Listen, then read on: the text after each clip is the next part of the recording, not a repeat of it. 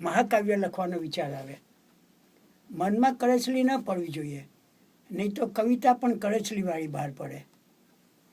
દિલમાં કરચલી પડે તેનો વાંધો નહીં, કારણ કોઈને દેખાય નહીં, ફક્ત હૃદયનો એક્સરે નહીં પાડવાનો. કુદરતની લપડાક પડે ત્યારે ગાલ પર સોળ ઉઠે તે કરચલી જ છે ને. ખુદ કુદરત પણ કરચલીથી મુક્ત નથી.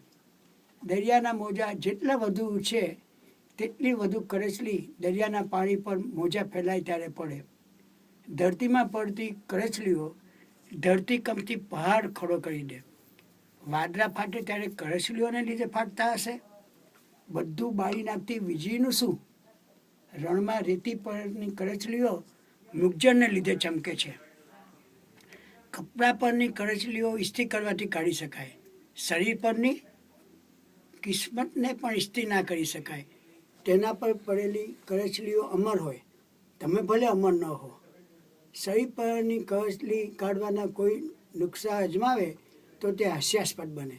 જેમ કે શરીર પર કરચલા છોડી દેવાના જે કરચલીઓને ખાઈ જાય.